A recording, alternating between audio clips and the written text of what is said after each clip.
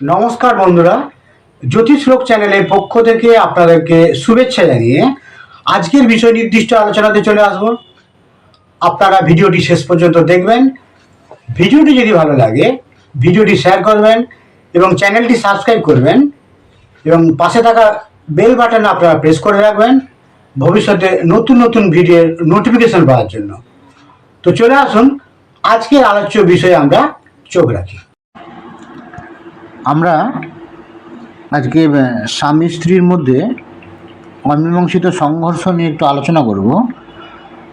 তো বিভিন্ন কারণে আমরা দেখি যে দাম্পত্য সুখের একটা অভাব লক্ষ্য করা যায়। তো ঘটনা হচ্ছে কী কারণে এগুলি সংঘটিত হয়। ভাবগত কিছু কানেকশান থাকে, আবার গ্রহগত কিছু সংযোগ থাকে, তো সেগুলো নিয়ে আমরা আলোচনা করব। প্রথম অবস্থায় যে আমরা জানি যে লগ্ন সাপেক্ষে সপ্তম ঘর যেটি আছে সেটি হচ্ছে বিবাহের ঘর, বিবাহের ক্ষেত্রে মুখ্য ঘর। এর সঙ্গে অবশ্য আরও অনেক সাপোর্টিং ঘর থাকে। তো আমরা যখন দেখব যে এই সপ্তম ভাবের সঙ্গে অষ্টম ভাবের একটা সংযোগ তৈরি হবে, তখন কিন্তু বৈবাহিক জীবনের ক্ষেত্রে একটা প্রবলেম লক্ষ্য করা যাবে। এবং আরও একটা জিনিস যেটা, কারণ অষ্টম ঘর আমরা জানি যে বিপত্তির ঘর, ঝামেলার ঘর, সেখানে এই ধরনের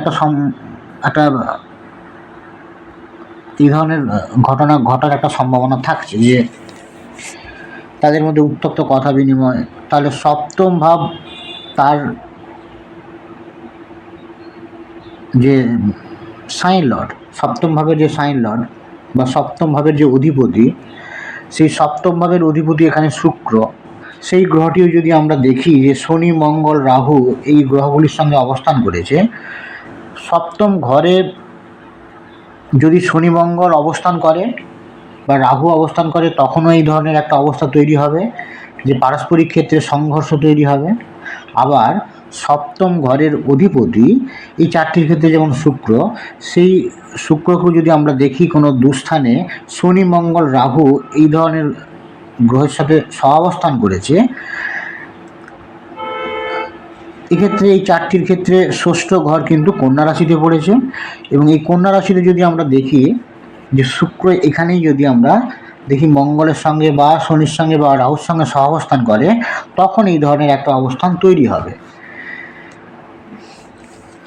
পারস্পরিক সংঘর্ষ তৈরি হবে, তাদের সম্পর্কের মধ্যে একটা স্বতঃস্ফূর্ত ভাবের অভাব লক্ষ্য করা যাবে।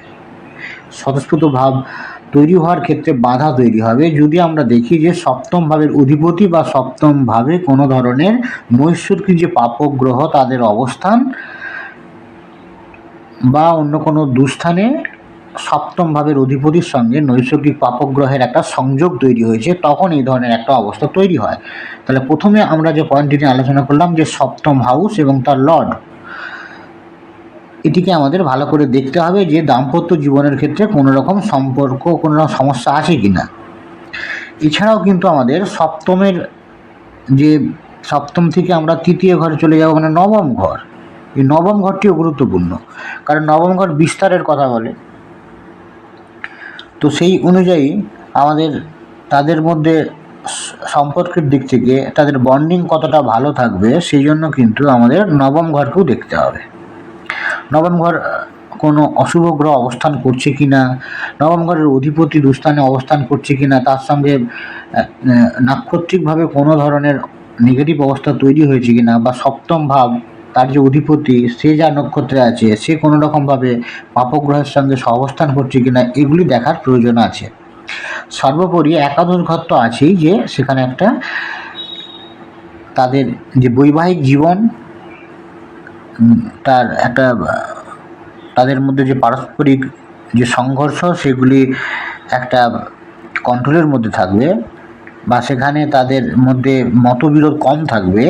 যখন আমরা দেখব যে তাদের চার্টের ক্ষেত্রে সপ্তমের সঙ্গে আমরা যদি দেখি যে সেখানে একাদশের একটা সম্পর্ক তৈরি হয়েছে। যদি সপ্তমের সঙ্গে অষ্টমের সম্পর্ক তৈরি হয়, তাহলে তো বললাম যে বিপত্তির একটা জায়গা এখানে লক্ষ্য করা যাচ্ছে। আর সপ্তমের সঙ্গে একাদশের সম্পর্ক তৈরি হলে সেখানে কিন্তু তাদের যে সম্পর্কের যে রসায়নটা সেটা অবশ্যই অনেকটা বেশি পরিমাণে সেখানে খুব ভালো খাতে বয়ে যাবে। এবার আমরা চলে আসবো যে বিয়ের যে কারক গ্রহ, বিয়ের কারক গ্রহ হিসেবে শুক্রকে আমরা জানি বিবাহের কারক গ্রহ। শুক্র গ্রহের দগ্ধ অবস্থা এক্ষেত্রে কিন্তু খুবই গুরুত্বপূর্ণ। তাহলে একটা গ্রহ কখন দগ্ধ হতে পারে না, গ্রহটি যখন মানে কম্বাস্ট গ্রহ প্ল্যানেট আমরা যাদেরকে বলি, যখন রবির খুব ক্লোজ ডিগ্রিতে অবস্থান করবে।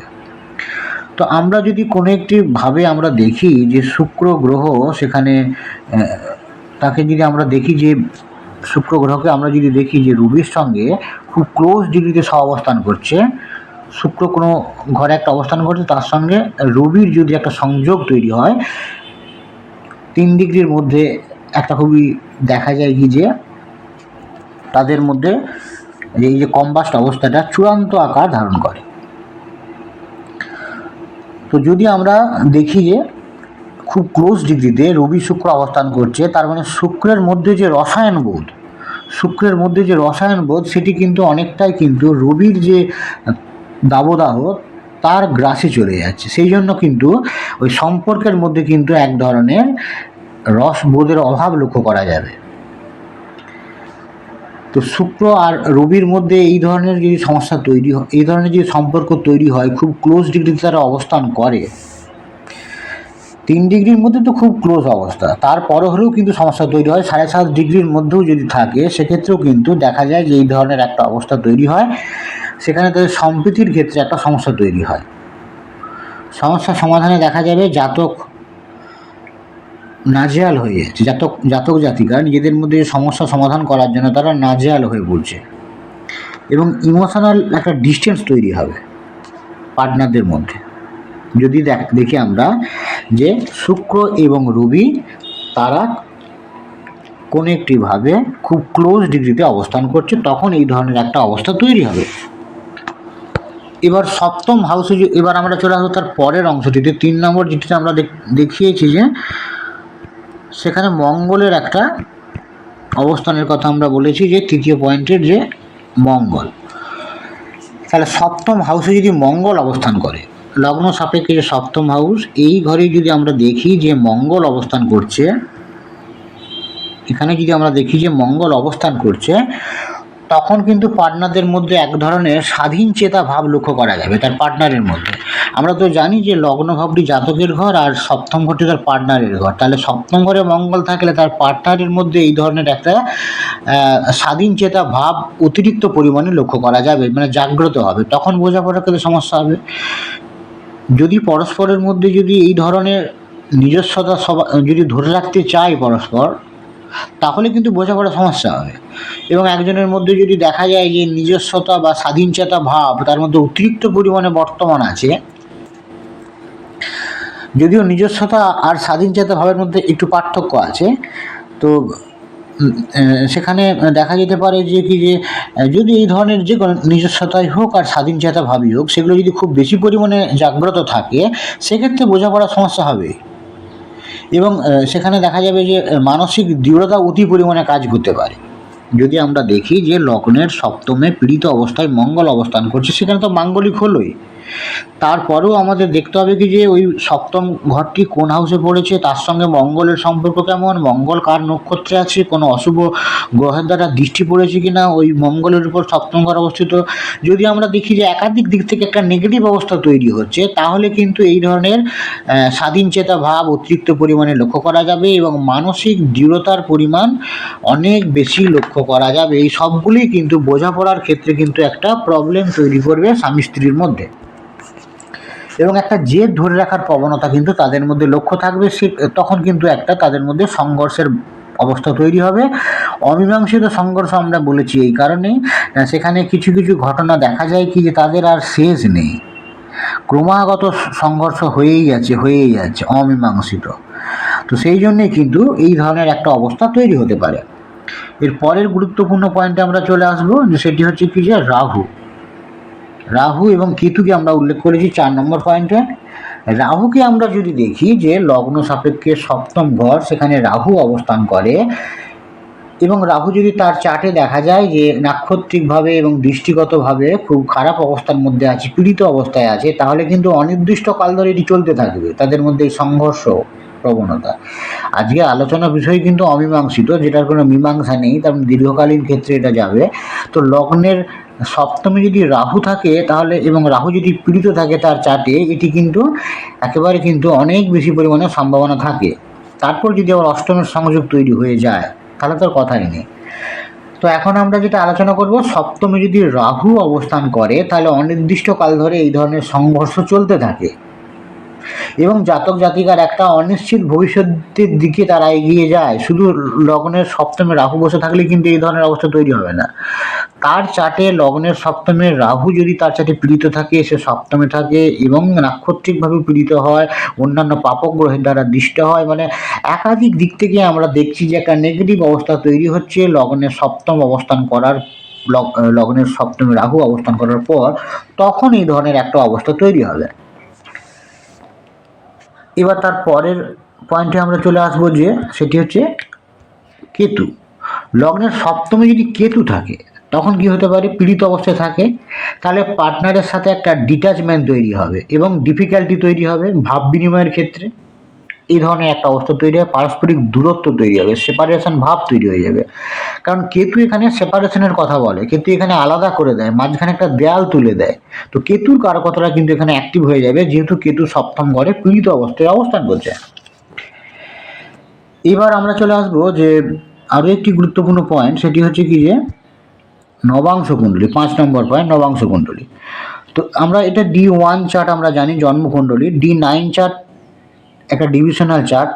এটি কিন্তু বিবাহের জন্য আলাদা করে আমাদের দেখতে হয়, বিবাহের কথা বলে, বৈবাহিক সম্পর্ক কেমন হবে, পার্টনারদের মধ্যে সম্পর্ক কেমন থাকবে। তো আমরা যদি দেখি যে D9 চার্টে বা নবাংশ কুণ্ডলীতে, সেখানে আমরা যদি দেখি যে নেগেটিভ ইনফ্লুয়েন্স তৈরি হয়েছে গ্রহগুলির, তাহলে কিন্তু পার্টনার বা তাদের যে স্বামী স্ত্রীর মধ্যে কিন্তু সংঘর্ষ কিন্তু তৈরি হবে। নেগেটিভ ইনফ্লুয়েন্স বিভিন্ন হাউস সাপেক্ষে, যেমন মেন হাউস, যেমন আমরা D9 চার্টের ক্ষেত্রেও কিন্তু আমাদের সেখানে লগ্ন ভাব, সেখানে সপ্তম ভাব, এগুলিকে দেখার প্রয়োজন আছে। এই যে পজিটিভ হাউস, নবম ভাব, এই ঘরগুলিতে আমাদের যদি আমরা দেখি D9 চার্টে, যদি আমরা দেখি যে সেখানে আমাদের একটা নেগেটিভ ইনফ্লুয়েন্স তৈরি হয়েছে বিভিন্ন হাউস সাপেক্ষে। আমরা জানি তো নবাংশ কুণ্ডলীর ক্ষেত্রে লগ্ন ভাব যেটি, সেটি কাকে ইন্ডিকেট করে, পার্টনারকে, আর সেখানে সপ্তম ভাব সেটি জাতককে ইন্ডিকেট করে। লগ্ন কুণ্ডলীতে আমরা যেভাবে দেখি যে লগ্ন ভাব জাতককে ইন্ডিকেট করে, তার পার্টনারকে সপ্তম ভাব ইন্ডিকেট করে। D9 চার্টের ক্ষেত্রে কিন্তু উল্টে যাচ্ছে। সেই হিসাবে আমাদের দেখতে হবে যে কার বেশি সমস্যা, কোথায় কী ধরনের সমস্যা হতে পারে, সেই সম্পর্কে আমরা একটা ক্রস চেক করে নেব D9 চার্টে। এরপর আমরা পরের পয়েন্টে চলে আসবো, সেখানে হচ্ছে গোচর।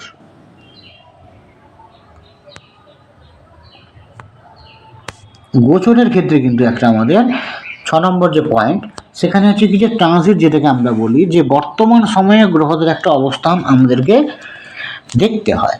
সপ্তম হাউসের উপর দিয়ে লগ্ন সাপেক্ষে যে সপ্তম হাউস, মানে এখানে তুলা রাশি, এই চারটির ক্ষেত্রে এখানে যদি গোচরে, মানে বর্তমান সময়ে গ্রহগুলির অবস্থান, তারা যদি আমরা দেখি যে, যেমন যদি আমরা দেখি গোচরে শনি যদি সপ্তমভাবে অবস্থান করে, তখন স্বামী স্ত্রীর মধ্যে সম্পর্কের ক্ষেত্রে একটা টেস্টিং পিরিয়ড চলবে, একজন আরেকজনকে টেস্ট করবে।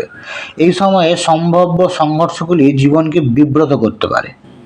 তাহলে যদি আমরা দেখি যে নেগেটিভ গ্রহের ইনফ্লুয়েন্স এখন সপ্তম ঘরের উপর দিয়ে, সপ্তম ঘরে হচ্ছে, সপ্তম ঘরটা তো মেন ঘর, তাহলে এখানে যদি হয় নেগেটিভ গ্রহের ইনফ্লুয়েন্স গোচরে যদি বেশি হয় সপ্তম ঘরের উপর, তাহলে কিন্তু সেই প্রভাবটা আমাদের বেশি পেতে হবে।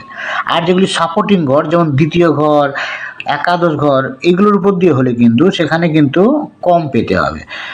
তো যাই হোক, তো সপ্তম ঘরের উপরে যদি আমরা দেখি যে গোচরে এই ধরনের একটা নেগেটিভ প্ল্যানেটের ইনফ্লুয়েন্স থাকে, তাহলে কিন্তু তাদের মধ্যে একটা সম্ভাব্য সংঘর্ষগুলি জীবনকে বিব্রত করতে পারে।